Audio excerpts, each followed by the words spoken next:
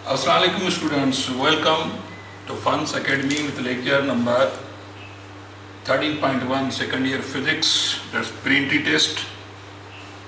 बाबा chapter खैर सां शुरू था कयूं 13 नंबर चैप्टर आहे current electricity topic electric current okay so previous lecture में असां छा कयो माना charges at rest electrostatic the behavior and effect of charges when they are at rest. Now in this chapter we will study the behavior and effect of charges when they are in motion. And charges हरकत में होंगी, charges motion में होंगी, okay?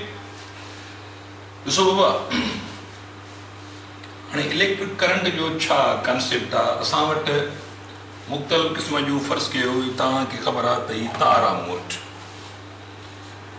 ही तार आहे ज़ाहिर cover थियल तार आहे हिन में अंदरि अहिड़े क़िस्म जी ही ट्रामे जी जेका आहे सा ही सनी तार हूंदी आहे फ़र्ज़ कयो ही कपर तार आहे जेका एक्चुअली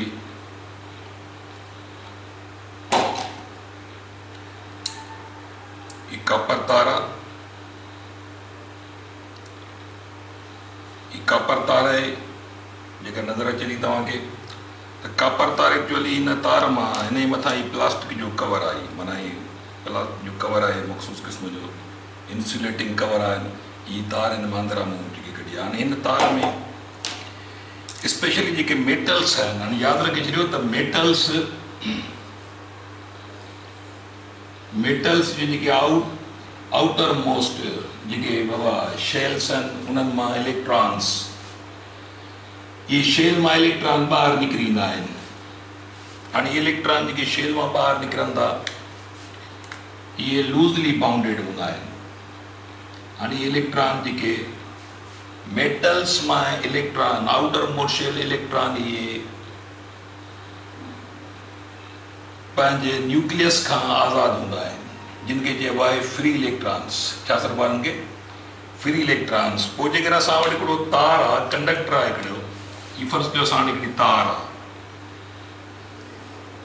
हाणे ज़ाहिर आहे हिन तार खे पंहिंजी क्रॉस सेक्शनल एरिया आहे साम्हूं हिन जी जेको आहे सो मुंहं जी एरिया आहे साम्हूं फेस एरिया आहे जेके क्रॉस सेक्शनल एरिया चइबो ओके जेकर हेतिरी मोटी तार आहे जेकर हेतिरी मोटी तार आहे त पोइ क्रॉस सेक्शनल एरिया नंढी थींदी जेकर अञा बि ही फ़र्ज़ु कयो ही असां वटि राड हिन जी क्रॉस सेक्शनल एरिया माना पर जेकर असां वटि तमामु सनी तार आहे ही तमामु सनी तार आहे त हिन जी क्रॉस सेक्शनल एरिया बि ओतिरी सनी थींदी त हाणे हीअ तार आहे हिकिड़ी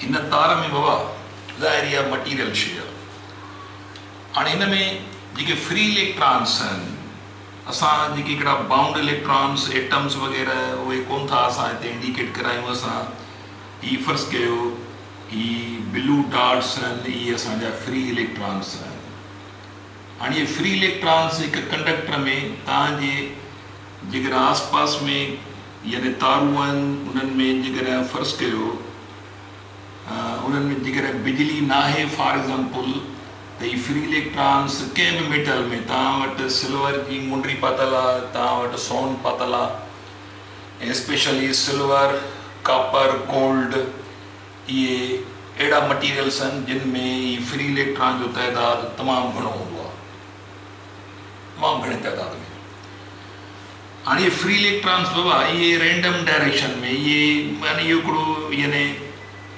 इलेक्ट्रॉनिक क्लाउड हूंदो आहे इहो मुश्तमिल हूंदो आहे छा चवंदा फ्री इलेक्ट्रॉन ते हाणे इहे फ्री इलेक्ट्रॉन तमामु यानी हाई स्पीड सां ये कंडक्टर यानी तार में या कंहिं बि कंडक्टर में ये घुमंदा रहंदा आहिनि रैंडम डायरेक्शन हूंदो आहे हिन जो को ख़ासि डायरेक्शन कोन्हे को ये रैंडमली डायरेक्टेड हूंदा आहिनि कंहिं बि कंडक्टर में ऐं मिलियंस मीटर पर सेकंड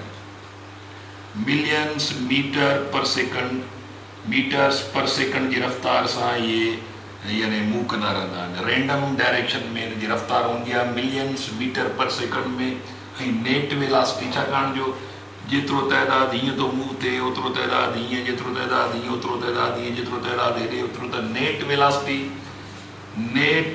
हिननि जी ज़ीरो हूंदी आहे। नेट वेलासिटी छा हूंदी आहे बाबा? इहा हिननि जी ज़ीरो हूंदी आहे, पर एवरेज वेलासिटी हिननि जी मिलियंस मीटर पर सेकेंड हूंदी आहे, यादि रखिजो मेटल्स में।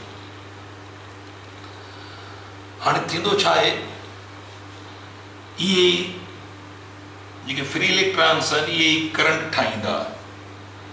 हाणे करंट जो मतिलबु आहे त इहे फ्री इलेक्ट्रॉन सबूरा, इहे सभु फ्री इलेक्ट्रॉन जेकॾहिं हिकु डायरेक्शन में मूव थियणु शुरू थियनि, इहे सभई इलेक्ट्रॉन्स जेकॾहिं हिकु तरफ़ सभई पंहिंजो रैंडम डायरेक्शन छॾे हिकु तरफ़ हलणु शुरू कयनि त पोइ इनखे करंट चइबो।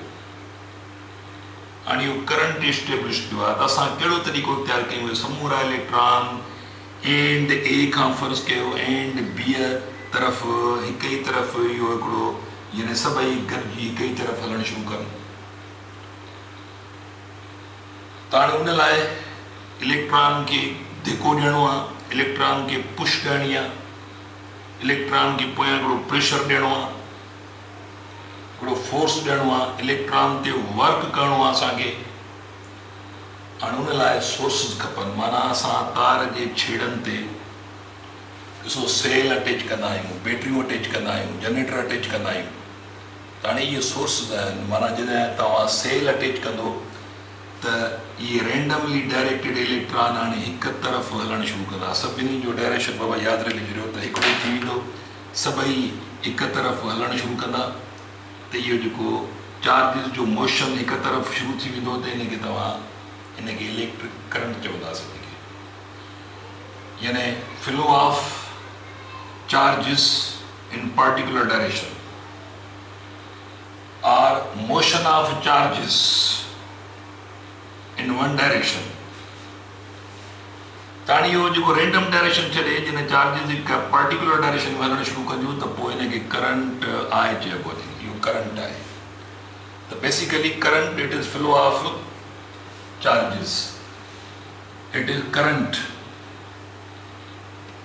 it is flow of charges. Flow of charges are motion of charges through the conductor,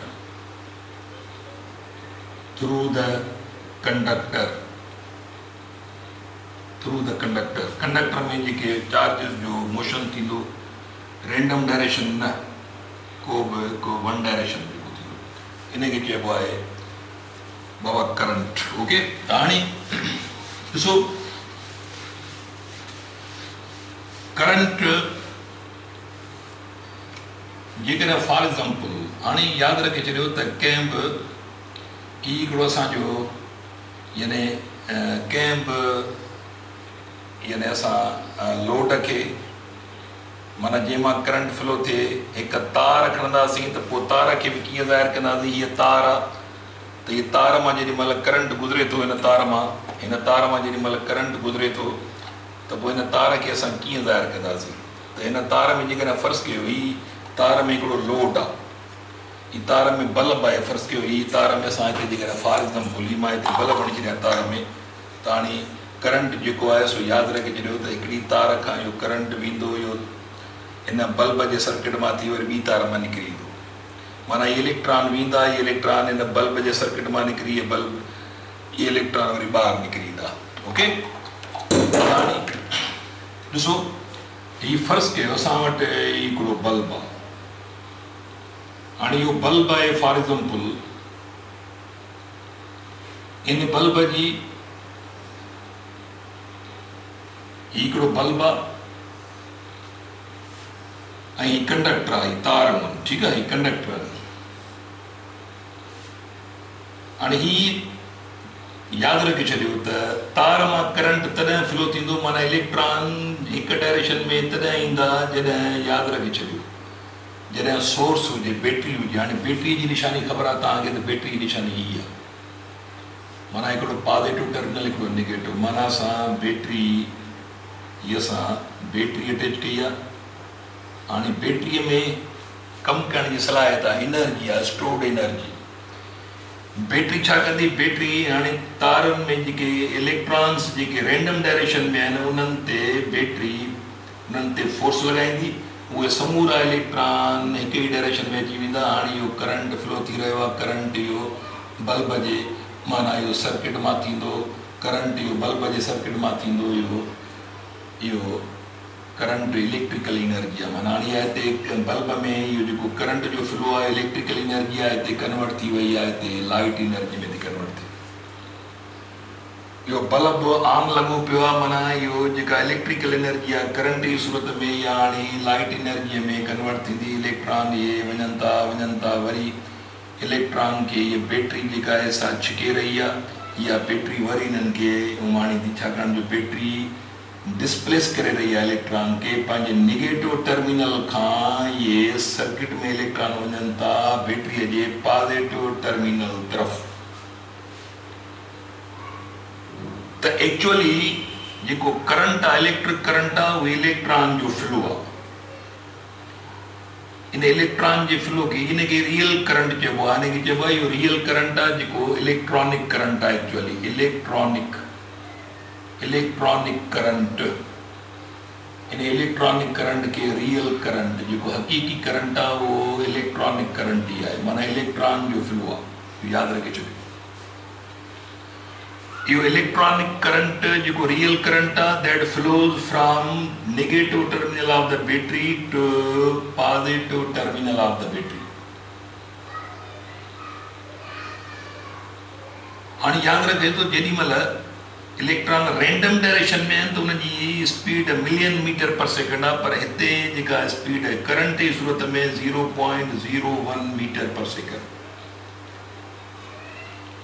electron हिक ॿिए खे पुश था कनि, ड्रिफ्ट था कनि, धिको था ॾियनि। हाणे हींअर इलेक्ट्रॉन वटि ड्रिफ्ट वेलासिटी आहे। कहिड़ी वेलासिटी? Drift velocity. हाणे हिन ड्रिफ्ट वेलासिटीअ जो जेको वैल्यू आहे सो 0.01 मीटर पर सेकंड एवरेज वैल्यू आहे। त इलेक्ट्रॉन बैटरी खां निकिरनि था, हिक ॿिए खे रिपेल था कनि, पुश था कनि, ड्रिफ्ट था कनि, धिको था ॾियनि। हाणे धिके वारी रफ़्तार आहे जेका मिलियंस मीटर पर सेकंड मां कन्वर्ट थी 0.01 मीटर पर सेकंड ताईं अची वई। अच्छा, इन खां पोइ जेॾी महिल बैटरी लॻाइबी आहे, यादि रखे छॾियो त जेॾी महिल असां हीअ तार आहे, फ़र्ज़ु कयो ये मां हिनखे थिक करे थो ॾेखारियां, फ़र्ज़ु कयो इहा तार आहे।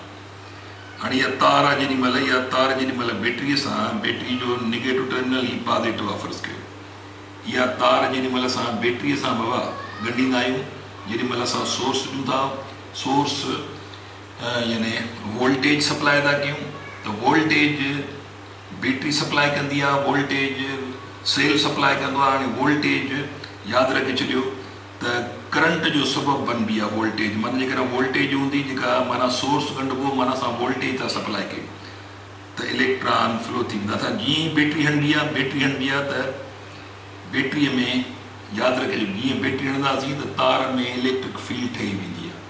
जीअं बैटरी हणबी त तार में electric field, that field is directed from positive to negative. ही पॉजिटिव खां नेगेटिव तरफ़ जेका फील्ड ठहंदी आहे from positive terminal to negative terminal. ऐं इलेक्ट्रॉन जेके फ्लो थींदा उहे इलेक्ट्रॉन यादि रखे छॾियो त इन इलेक्ट्रिक फील्ड जे ऑपोज़िट फ्लो थींदा। Electrons will move during current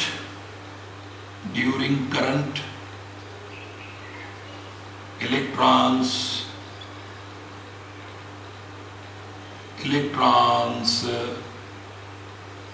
will move against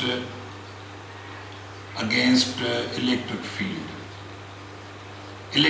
J against move कंदा। फील्ड जो डायरेक्शन हूंदो from positive terminal to negative, पर इलेक्ट्रॉन मूव कंदा फील्ड जे अगेंस्ट। यादि करे छॾियो त हिते जेको इलेक्ट्रॉन जो फ्लो आहे उहो actually in field J direction जे छा आहे बाबा अपोज़िट आहे। यादि रखे छॾियो field from positive to negative, electron flow कंदा हुनजे अपोज़िट। इहो ज़हन में रखो। त हाणे फील्ड जे अगेंस्ट जेके इलेक्ट्रॉन मूव था कनि इन्हनि ते वर्क थी रहियो आहे, इन्हनि जे पोयां फोर्स आहे, बैटरी थी उहा फोर्स लॻाए ऐं हिनखे धिके। बैटरीअ जेका मुसलसिल चार्ज थियल बैटरी आहे, माना उन वटि कमु करण जी सलाहियत आहे, स्टोर्ड एनर्जी आहे। इहा बैटरी ज़ोर लॻाए इलेक्ट्रॉन खे धिके थी, माना बैटरी कमु करे रही आहे from its negative terminal to positive terminal through the circuit. Electron मुसलसिल डिस्प्लेस थी रहिया आहिनि ऐं नेठ इहा बैटरी डिस्चार्ज थी वेंदी, कमु करे करे थकिजी पवंदी, पंहिंजी एनर्जी काॾे ध्यानु करे छॾी, पंहिंजी एनर्जी इन माना यानी रोशनी पैदा करण में इहा एनर्जी खपी वई, करंट फ्लो कराइण में एनर्जी खपी वई हुई। ओके, ॾिसो सर्किट में जॾहिं को सेल या लॻाइबो आहे त नेठ उहा बैटरी जेका आहे सा वरी असांखे चार्ज करणी पवंदी आहे या उहा ख़तमु थी वेंदी आहे, छाकाणि त हुनजी कमु करण जी सलाहियत ख़तमु थी वेंदी आहे। त इहे सिंपल अरेंजमेंट्स आहिनि। हाणे ॾिसो वरी ॿी ॻाल्हि त अञा इहो त थियो वञे इलेक्ट्रॉनिक करंट जेको रियल करंट आहे, पर अञा करंट यानी उन दौर जी ॻाल्हि आहे जॾहिं अञा इलेक्ट्रॉन डिस्कवरी न थियो, प्रोटॉन जी ख़बर कान आई, इलेक्ट्रॉन जी ख़बर कान आई, बसि पोइ इहो हिकिड़ो धुको हयो वियो, हिकिड़ो आम रिवाजी सम्झो वियो त शायदि हीअ जेका बैटरी आहे, हीअ फॉर एग्ज़ाम्पल हीअ बैटरी आहे, त छा सम्झो वियो त बैटरीअ जे हीअ फर्स्ट कयो पॉजिटिव टर्मिनल आहे बैटरी जो नेगेटिव, त पहिरियां इहो सम्झो वियो। पोइ हाणे ॾिसो हीअ असां जनरल हिकिड़ी ठाही आहे, हीअ जेको हाणे हीअ असांजो हीअ जेका निशानी आहे या रेज़िस्टर जी निशानी आहे, रेज़िस्टर जी निशानी आहे माना हिन तार में कंडक्टर में को न को लोड लॻल आहे, हीअ बल्ब थी सघे थो, पखो बि थी सघे थो, इस्त्री बि थी सघे थी, इहो हिकिड़ो असांजो जनरल निशानी आहे। हाणे माना हीअ लोड जी निशानी आहे जंहिंखे रेज़िस्टर चइबो। त हाणे असां इहे कोन भई पखा ठाहींदासीं या इस्त्री ठाहींदासीं, पर असां हीअ निशानी ॾींदासीं, जंहिंजो मतिलबु आहे त करंट अचे थो, हिते करंट कंहिं न कंहिं लोड में दाख़िल थी रहियो आहे, जो वरी इहा इलेक्ट्रिकल एनर्जी दाख़िल थी रही आहे जेका वरी कन्वर्ट थियणी आहे कंहिं ॿिए फॉर्म में। ॿिए फॉर्म में कीअं? मैकेनिकल फॉर्म में पखो थो हले, मोटर थो हले, ड्रिल थी हले, या रोशनी फॉर्म में बल्ब थो ॿरे, या इस्त्री फॉर्म में हीट थी पैदा थिए, या बेल जे फॉर्म में आवाज़ थो पैदा थिए, त एक्चुअली करंट ईंदो त हिन लोड मां गुज़रंदो, माना उते कन्वर्जन थींदी एनर्जी इलेक्ट्रिकल जी कंहिं ॿिए फॉर्म में। ओके, त हाणे इहो जनरल सिंबल आहे असांजी जंहिंखे रेज़िस्टर चइबो। आई ॻाल्हि सम्झ में? त हाणे मां बल्ब खे हटाए हीअ हिकिड़ो रेज़िस्टर आहे फर्स्ट खे। हाणे अञा इलेक्ट्रॉन डिस्कवरी न थियो त हिकिड़ो कन्वेंशनल आइडिया हो, रवाजी ख़्यालु हो, हिकिड़ो कहिड़ो ख़्यालु हो त हिकिड़ियूं पॉज़िटिव चार्जिस आहिनि जेके बैटरीअ जे हिन पॉज़िटिव टर्मिनल खां वञनि थियूं, उहे इन सर्किट मां घुमंदियूं बैटरीअ जे नेगेटिव टर्मिनल तरफ़ अचनि थियूं पयूं, बैटरीअ जे नेगेटिव टर्मिनल ते अचनि पयूं, माना हीअ हायर पोटेंशियल वारो टर्मिनल सम्झो वेंदो जेको पॉज़िटिव टर्मिनल आहे, माना पॉज़िटिव चार्जिस थियूं मूव कनि from positive terminal to negative terminal of the source of the cell of the battery. इहो ख़्यालु हो, कन्वेंशनल आइडिया हो। पर पोइ जॾहिं इलेक्ट्रॉन डिस्कवर थियो, हिकु मेटल्स जी अंदरूनी सूरताल जी ख़बर पई, पोइ ख़बर पई त पॉज़िटिव चार्ज प्रोटॉन ते ऐं प्रोटॉन फिक्स हूंदो आहे एटम में, प्रोटॉन नथो मूव थी सघे। पर फ्री चार्जिस आहिनि, उहे कहिड़ियूं चार्जिस आहिनि? उहे इलेक्ट्रॉन्स आहिनि एक्चुअली जेके बैटरीअ जे नेगेटिव टर्मिनल मां निकिरनि थियूं ऐं बैटरीअ जे पॉज़िटिव टर्मिनल तरफ़ थियूं अचनि। त रियल करंट जेको हाणे हिनखे कन्वेंशनल करंट तसवर कयो, कन्वेंशनल करंट, कन्वेंशनल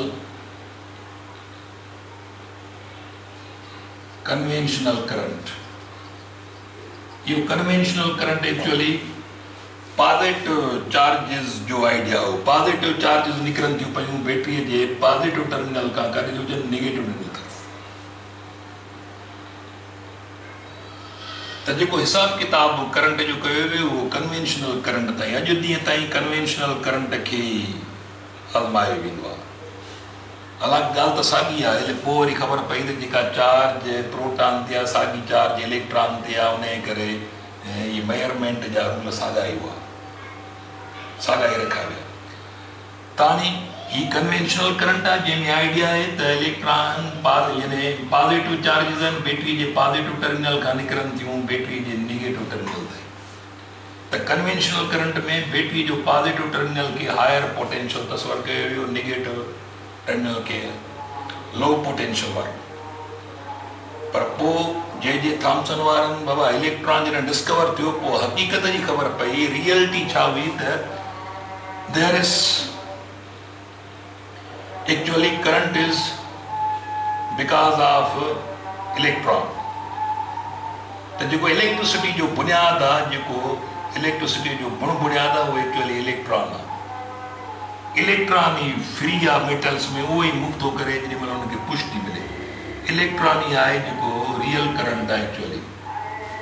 त इहो रियल करंट इलेक्ट्रॉनिक करंट आहे। ओॾे जेको इलेक्ट्रॉन जी डिस्कवरी खां अॻु में जेको तस्वर हो उहो कन्वेंशनल करंट हो। बसि ईअं सम्झो वियो त शायदि पॉजिटिव चार्जिस थियूं मूव कनि बैटरी जे पॉजिटिव टर्मिनल खां बैटरी जे नेगेटिव टर्मिनल तरफ़। इहा का ख़बर ई कान आई त इहा पॉजिटिव चार्ज बि छा आहे या नेगेटिव चार्ज बि छा आहे। पोइ जॾहिं डिस्कवरी थी, ख़बर पई, माना हिकिड़ी रियलिटी जी ख़बर पई नेचर में त छा थी रहियो आहे। त हाणे हीउ जेको करंट आहे, हिन करंट जो जेको बाबा मैग्नीट्यूड आहे, त current is flow of charges. हाणे करंट जी measurement it is rate of flow of charges. Rate of flow of charges यानी I is equal to Q upon T। Measurement ही आहे rate of flow of charges. त कंहिं बि तार मां बाबा इहे फ्री चार्जिस हिकु हुनजे क्रॉस सेक्शनल एरिया मां, हीअ क्रॉस सेक्शनल एरिया आहे, माना हुनजे कंहिं बि क्रॉस सेक्शनल एरिया मां, इहे क्रॉस सेक्शनल एरिया आहे जेका हिन क्रॉस सेक्शनल एरिया मां, माना हिते मां निशान थो पयां, फ़र्ज़ु कयो हीअ मां हिते निशान पातो आहे, हीअ निशान पातो आहे या क्रॉस सेक्शनल एरिया हिन मां, हिन जी हिन थिकनेस मां, मोटाईअ मां हिकु सेकंड में केतिरा कूलम्ब चार्ज पास थी रही आहे, हिन मां करंट जी मेजरमेंट थींदी।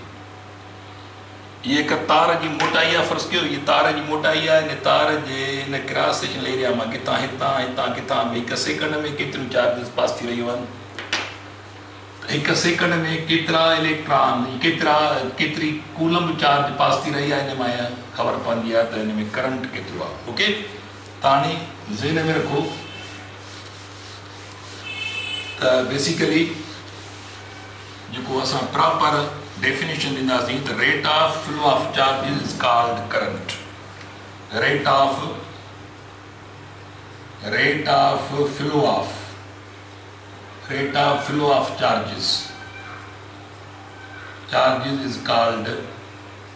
Is called current. असां हुनजो मैग्नीट्यूड जेको मेजर कंदासीं त हिकु सेकंड में चार्जिस केतिरो पास थींदियूं आहिनि। जनरल त असां चवंदासीं त चार्जिस जे फ्लो खे करंट चइबो, पर असां हुनजो मैग्नीट्यूड जेको डिफाइन कंदासीं त magnitude of current is equal to rate of flow of charges. ठीकु आहे, or charge is equal to current into time, or time is equal to जेकॾहिं टाइम त पोइ current upon charge upon current. त हीउ फार्मूलो असांजो बुनियादी फार्मूला आहे, यादि रखिजो, इहो ज़हन में रखिजो त हीउ करंट जो फार्मूला आहे। ऐं करंट जो जेको यूनिट थींदो, current charge upon time, rate of flow of charges. हाणे ज़हन में रखो त चार्ज जो यूनिट आहे कूलम अपॉन टाइम जो यूनिट आहे सेकंड।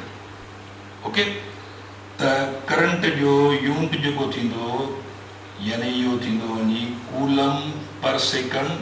ओके, हाणे जेकॾहिं फ़र्ज़ु कयो हिकु तार आहे, हुनजे क्रॉस सेक्शनल एरिया मां जेकॾहिं हिकु सेकंड में केतिरे टाइम में हुआ, हिकु सेकंड में जेकॾहिं हिकु कूलम्ब चार्ज पास थी रही आहे, हर हिकु सेकंड में हिकु coulomb charge, one coulomb charge माना केतिरा इलेक्ट्रॉन्स, 10 पावर, यानी ॾिसो त इलेक्ट्रॉन जो तइदादु हिकु कूलम्ब यानी चार्ज में इलेक्ट्रॉन जो तइदादु हुननि लिखियोसीं शायदि त 1.25 10 पावर 18 आई थिंक।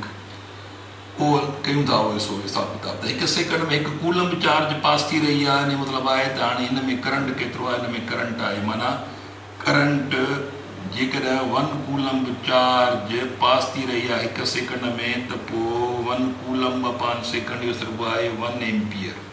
इहो छा सिर्फ़ु, इहो सिर्फ़ु 1 एम्पियर। एम्पियर साइंटिस्ट जे नाले जे पोयां इहो बाबा यूनिट आहे 1 एम्पियर, या हिनखे जेको आहे सो 1 एम्पियर, या हीअं लिखो, नालो लिखो त स्मॉल ए सां शुरू थींदो, पर जेकॾहिं रुगो सिंपल था लिखो पोइ ए लिखी छॾियो। त हाणे coulomb per second is equal to 1 ampere. त जेकॾहिं 1 कूलम चार्ज पास थी रही आहे 1 सेकंड में, त पोइ हिन तार में करंट केतिरो आहे, हिन तार में करंट आहे 1 एम्पियर, यादि रखी छॾियो 1 एम्पियर। ओके, अचो हाणे अॻिते वधूं था पिया।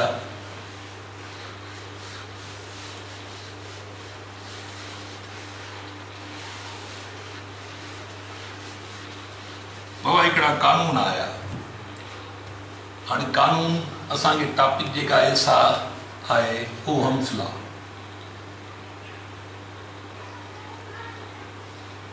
ओहम्स लॉ त ही जेको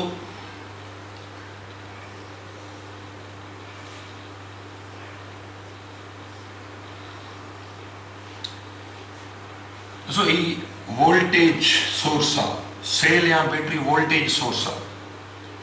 त वोल्टेज जी सबब बनबी आहे करंट फ्लो करण जो, इलेक्ट्रॉन खे धिकण जो। हाणे कानून मुताबिक़ ही जेको करंट फ्लो थींदो, इन जो ताल्लुक हिन पोटेंशियल डिफरेंस सां केतिरो आहे, वोल्टेज सां केतिरो आहे। त बाबा ओहम्स लॉ मुताबिक़, ओहम्स लॉ चए थो त बाबा करंट डायरेक्टली प्रोपोर्शनल आहे वोल्टेज। करंट डायरेक्टली प्रोपोर्शनल छा आहे, वोल्टेज, और current is equal to K into V। Here K is called conductance, conductance of the conductor, conductance of the conductor। हाणे इहो कांस्टेंट वैल्यू आहे कंडक्टर जी, conductance केतिरी आहे। Conductance जो मतिलबु आहे त हाणे ॾिसो, तार ज़ाहिरी आहे सॉलिड तार आहे, हिन में फिक्स्ड मटीरियल त आहे। त फ्री चार्जिस खे हिन तार जो मटीरियल, हिन तार जे मटीरियल में जेके फ्री चार्जिस मूव कंदियूं, हाणे इहे फ्री चार्जिस मूव त कंदियूं, पर इहो को स्पेस में कोन थियूं मूव कनि। इहे फ्री चार्जिस, ये फ्री चार्जिस के स्पेस में नथियूं मूव कनि। ज़ाहिरी आहे जेको फिक्स्ड मटीरियल आहे, जेको फिक्स्ड मटीरियल आहे, फर्ज़ कयो हीउ फिक्स्ड मटीरियल आहे, इहो हिननि फ्री चार्जिस खे छा कंदो, रोकींदो। पर जॾहिं त फ्री चार्जिस गुज़री बि वञनि थियूं, इन एटॉमिक स्पेसिस मां फ्री चार्जिस गुज़रनि बि थियूं। हाणे हिन तार वटि पंहिंजे मटीरियल मां, हिन तार वटि पंहिंजे मटीरियल मां, पंहिंजे एटॉमिक स्पेसिस मां इलेक्ट्रॉन खे गुज़ारण जी सलाहियत केतिरी आहे। जेकॾहिं इलेक्ट्रॉन खे पंहिंजे मटीरियल मां गुज़ारण जी सलाहियत उन वटि वधीक आहे, त माना पोइ हिन जी कंडक्टेंस वधीक आहे, पसराइण जंहिंखे चइबो आहे। पर जेकॾहिं उन्हनि फ्री इलेक्ट्रॉन खे पंहिंजे मटीरियल मां गुज़ारण जी सलाहियत घटि आहे, माना वधीक इलेक्ट्रॉन रुकावट थी अचे, रेजिस्टेंस थी वधे, माना इलेक्ट्रॉन आसानी सां नथा मूव करे सघनि अंदरि, त पोइ माना इहो कंडक्टेंस हिन जी घटि आहे। त ॿ ॻाल्हियूं आहिनि। हिकिड़ो आहे त हिन तार वटि पंहिंजे मटीरियल मां इलेक्ट्रॉन खे अंदरां गुज़ारण जी सलाहियत केतिरी आहे, ऐं रोकण जी सलाहियत केतिरी आहे। जेकॾहिं गुज़ारण जी सलाहियत घणी आहे त पोइ कंडक्टेंस घणी आहे, पर जेकॾहिं रोकण जी सलाहियत घणी आहे त पोइ हिन जी रेजिस्टेंस घणी आहे। त कंडक्टेंस ऐं रेजिस्टेंस हिक ॿिए जे रेसिप्रोकल आहिनि, यादि रखी छॾियो। त हाणे हेयर के is called conductance of the conductor. हाणे कंडक्टेंस छा आहे, इहा बाबा हिन it is ability of, it is conductance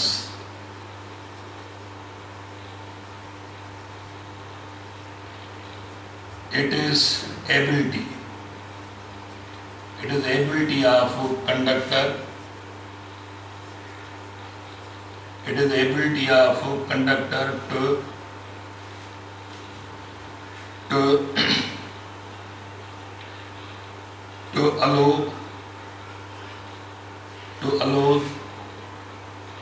allow the charges to move through its material, through its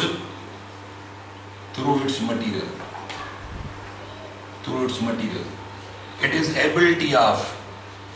It is ability of conductor to allow the charges to move through its material.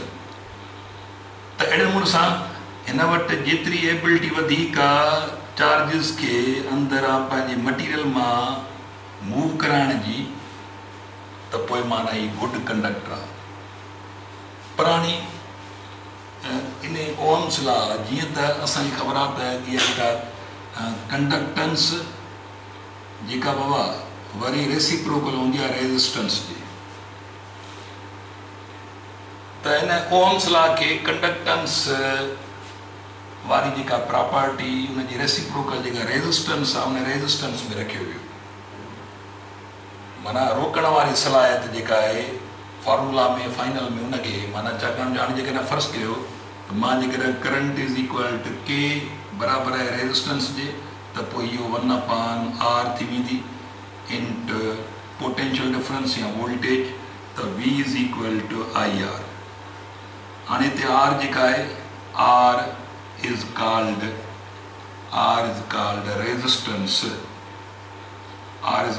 Resistance of the conductor. हाणे हिनखे actually electric resistance चइबो, resistance of the conductor. हाणे छा आहे resistance? It is ability of conductor to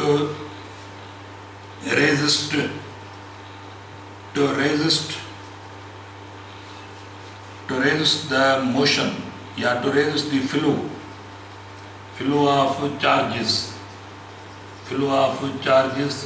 through its material.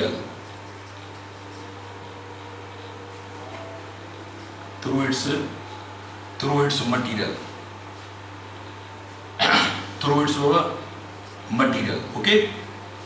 हाणे conductance आहे उहा ability त मटीरियल मां यानी कंडक्टर पंहिंजे मटीरियल मां केतिरी इजाज़त ॾिए थो, वरी रेज़िस्टेंस मटीरियल पंहिंजे यानी कंडक्टर पंहिंजे मटीरियल मां केतिरी इजाज़त नथो ॾिए, माना केतिरो रेज़िस्ट थो करे, इनखे चइबो रेज़िस्टेंस यानी कंडक्टर जी एबिलिटी सॼी. ओके. जेके कंडक्टेंस चइबो ॿिए खे छा चइबो रेज़िस्टेंस. त रेज़िस्टेंस ऑफ कंडक्टर, रेज़िस्टेंस छा आहे? Here R is resistance of conductor. Resistance, it is ability of conductor to resist the flow of charges through its material. इनखे बाबा R सां ज़ाहिर कंदासीं. रेज़िस्टेंस जेके इलेक्ट्रिक रेज़िस्टेंस चइबो. हाणे overall V is equal to IR, R is equal to V/I. त हीअ तव्हांजो मैथमेटिकली फॉर्म आहे ओम्स लॉ जो जेको इस्तेमालु कबो. हाणे हिते फॉर एग्ज़ाम्पल जेकॾहिं तव्हां हिते वोल्टेज ॾिनी आहे is equal to 1 volt voltage ॾिनी आहे ऐं करंट जेको पास थो थिए पियो, current is equal to 1 ampere आहे. तव्हां हिकु वोल्ट जी बैटरी लॻाई आहे, सेल लॻायो आहे 1 वोल्ट जो, ऐं सर्किट में करंट हाणे 1 एम्पियर आहे. केतिरो? 1 एम्पियर करंट आहे, 1 वोल्ट वोल्टेज आहे.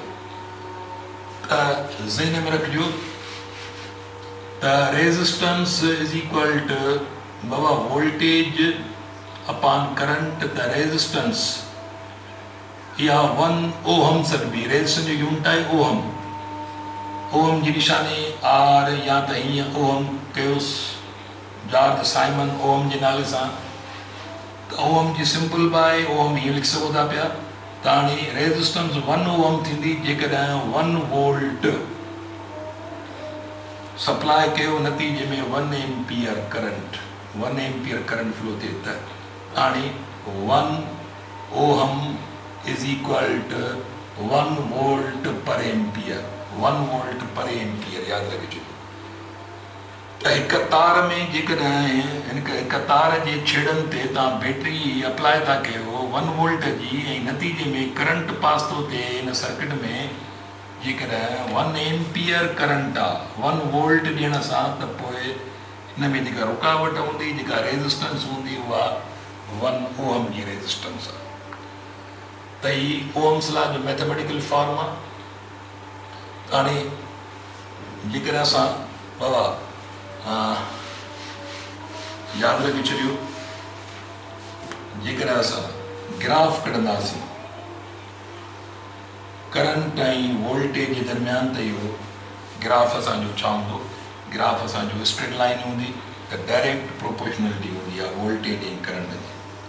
माना तव्हां वोल्टेज वधाईंदा हलंदो त करंट वधंदो हलंदो। शर्त इहो त सर्किट जी तार या साॻी हुजे रेजिस्टेंस बि साॻी हुजे। माना फिजिकल कंडीशंस तार जूं साॻियूं हुजनि। फिजिकल कंडीशंस तार जूं कहिड़ियूं कहिड़ियूं आहिनि? फिजिकल कंडीशंस इहा आहे त तार साॻे मटीरियल जी हुजे, इन जी रेजिस्टेंस बि साॻी हुजे, टेम्परेचर बि साॻियो हुजे, तार जी लेंथ बि साॻी हुजे। त इहे फिजिकल कंडीशंस साॻियूं हुजनि माना साॻियो ई सर्किट हुजे। उनजी यानी लेंथ बि साॻी हुजे तार जी ऐं टेम्परेचर बि साॻियो हुजे त इहे फिजिकल कंडीशंस आहिनि। त पोइ असां जेको मेजरमेंट कंदासीं त पोइ यादि रखिजो त वोल्टेज डायरेक्टली प्रोपोर्शनल पोइ करंट जी हूंदी। पोइ वोल्टेज वधाईंदा हलंदो त करंट वधंदो हलंदो ऐं ग्राफ कढंदो त तव्हांखे ग्राफ स्ट्रेट लाइन हूंदो जंहिंमां साबित थींदो वोल्टेज जो बाबा करंट सां तालुक डायरेक्ट प्रोपोर्शनलिटी में। ओके, त हीउ तव्हांजो जेको आहे सो अॼोको लेक्चर हिते पूरो था कयूं। असां सुभाणे वरी नए लेक्चर सां गॾु हाज़िर थींदासीं। तेसिताईं पंहिंजो ख़्यालु कजो। अल्लाह हाफ़िज़।